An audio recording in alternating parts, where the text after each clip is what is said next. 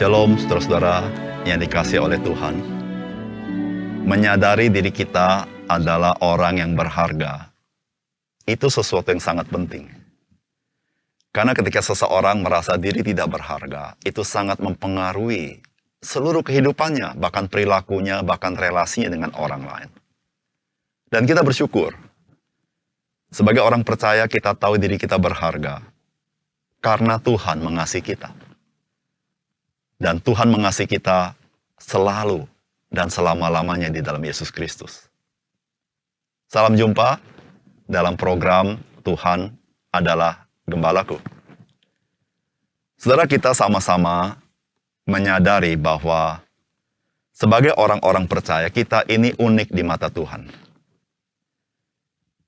Masing-masing kita berbeda-beda dan Tuhan memang memperlakukan kita secara unik di masing-masing kita. Dan memang setiap kita percaya karena Tuhan memanggil kita secara pribadi. Dan Tuhan sendirilah melahirkan kita kembali melalui Roh Kudus. Dan melalui pertolongan Roh Kudus kita bisa telik mata rohani kita dan kita bisa menerima Yesus Kristus dalam hidup kita.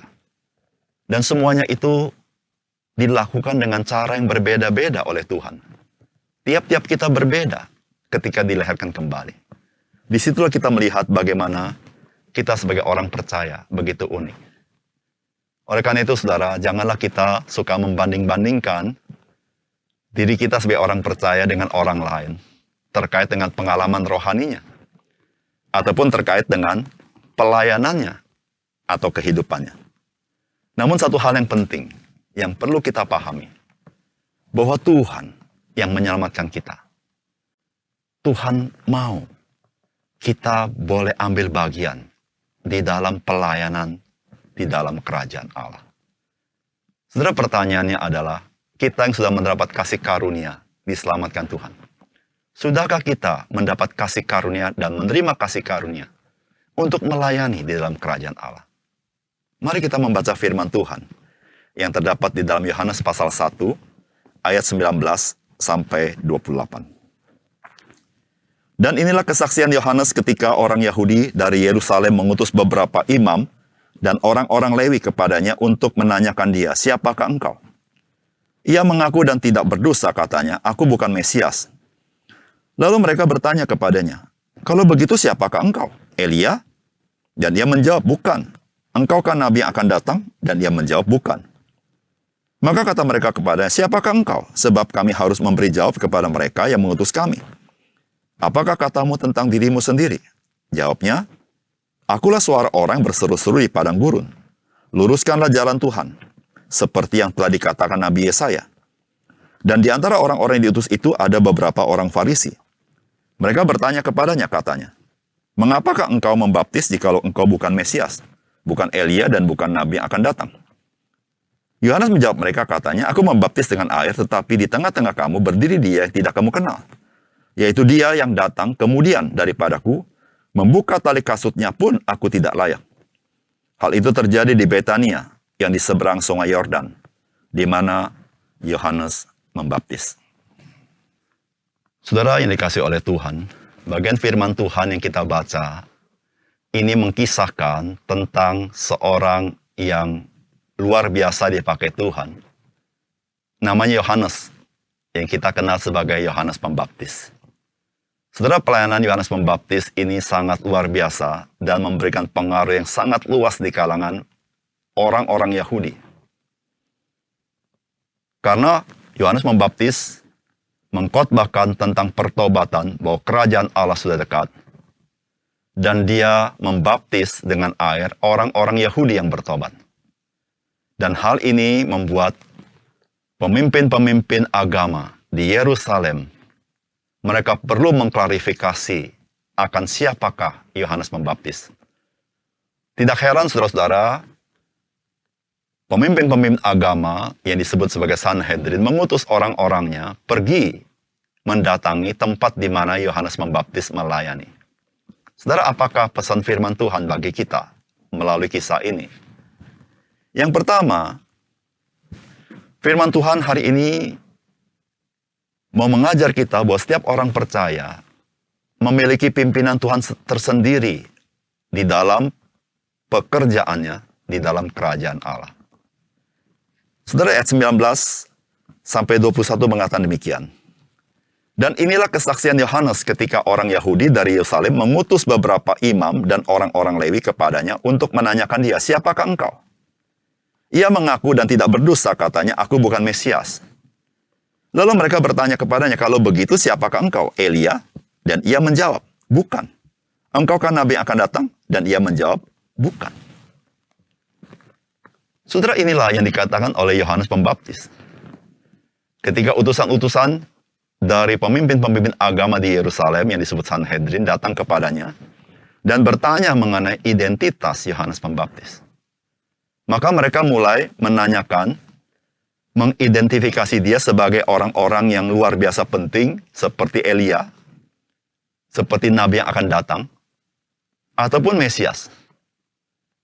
Namun Yohanes Pembaptis berkata, dia bukan orang-orang itu. Saudara di sini memberitahukan kepada kita bahwa setiap orang-orang percaya ada pimpinan Tuhan tersendiri di dalam pekerjaannya di dalam kerajaan Allah. Yohanes Pembaptis adalah seorang yang dinubuatkan sebagai orang yang mendahului kedatangan Mesias, supaya dia memberitakan jalan itu, mempersiapkan bangsa Yahudi untuk menerima Mesias.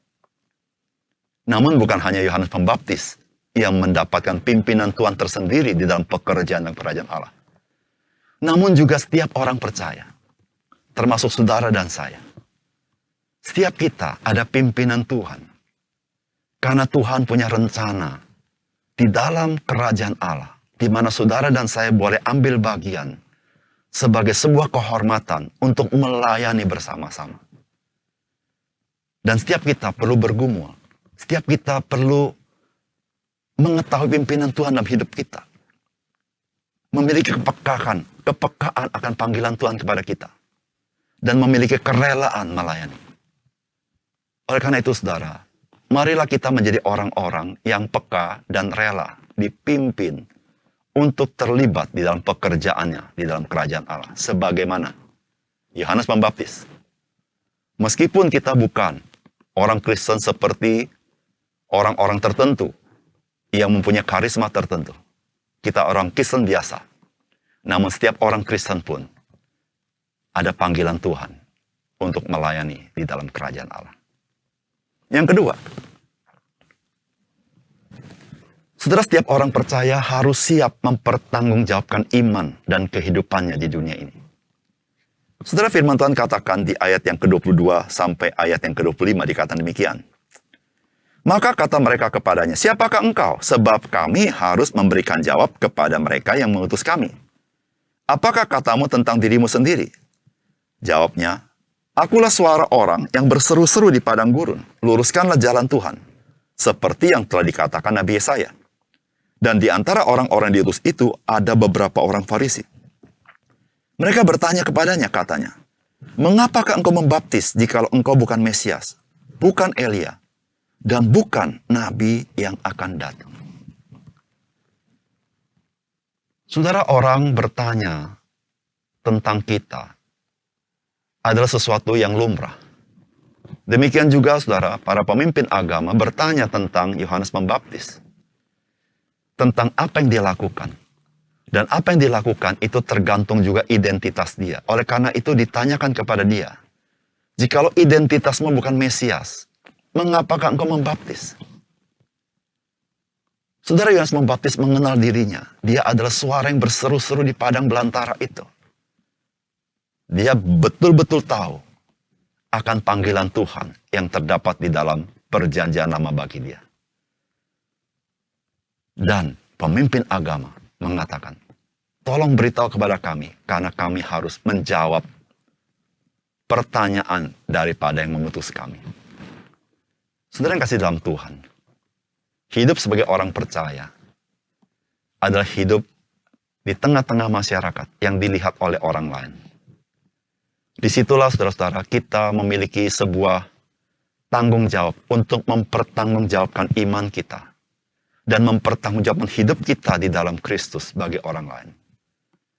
Karena setiap orang akan mempertanyakan tentang iman yang kita miliki, tentang hidup yang kita hidupi, yang mungkin berbeda dengan kehidupan yang dihidupi oleh dunia ini. Oleh karena itu, saudara yang kasih dalam Tuhan, marilah kita mengenali identitas kita di dalam Kristus. Dan kita mengenali perubahan apa yang Tuhan berikan dalam hidup kita. Dan kita mengenali apa ketujuan hidup kita. Dan kita menghidupi kehidupan mengabdi kepada Tuhan. Saudara, ketika kita hidup di dalam semuanya itu, maka kita berani mempertanggungjawabkan hidup kita di hadapan orang lain ketika orang bertanya tentang pengharapan yang kita miliki. Dan setiap orang Kristen, ketika mempertanggungjawabkan hidup dan imannya, dia sedang bersaksi tentang Yesus Kristus. Yang ketiga, saudara, setiap orang percaya adalah hamba Yesus Kristus untuk melayani dia dengan seluruh keberadaannya. Saudara, firman Tuhan mengatakan di ayat yang ke-25 sampai dengan ayat yang ke-27, dikatakan demikian. Mereka bertanya kepadanya, katanya, mengapakah engkau membaptis jikalau engkau bukan Mesias, bukan Elia, dan bukan Nabi yang akan datang?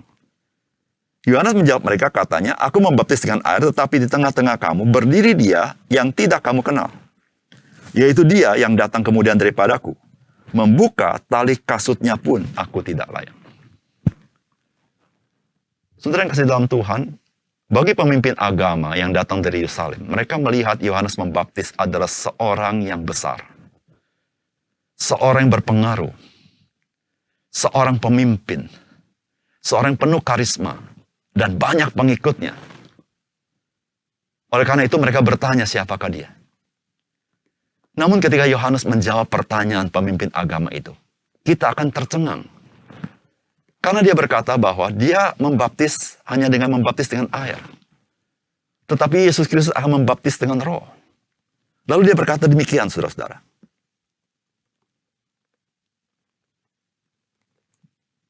Yaitu dia yang datang kemudian daripadaku.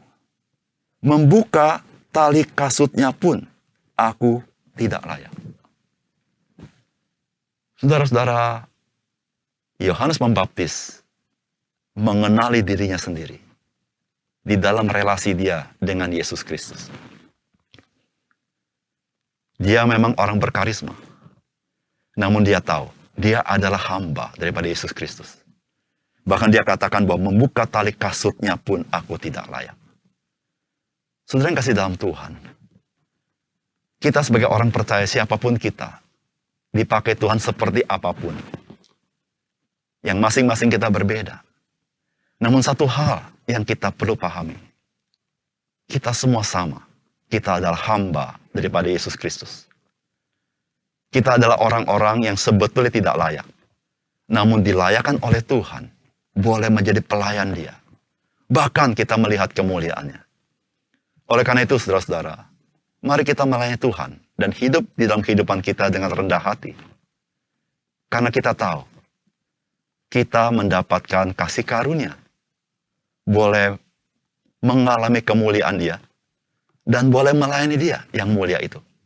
Sehingga melalui hidup kita yang sederhana, kita boleh jadi berkat. Berkat rohani bagi orang lain. Mari kita berdoa. Bapa surga, terima kasih untuk kebenaran firman. Biar Tuhan tolong kami supaya kami menjadi orang-orang percaya yang selalu ya Tuhan menyadari kami adalah orang yang menerima kasih karunia Tuhan. Dan kami menyadari bahwa Tuhan, Engkau mau pakai kami secara unik masing-masing sesuai pimpinan-Mu. Dan berikan kami kerelaan dipakai oleh Tuhan. Kepekaan kan pimpinan Tuhan. Namun satu kesadaran, kami adalah hamba Yesus Kristus. Yang ketika kami bisa melayani, semua itu karena dilayakkan oleh Tuhan. Sehingga ya Tuhan, kami selalu rendah hati di dalam melayani Engkau. Terima kasih Tuhan. Dalam nama Tuhan Yesus kami berdoa.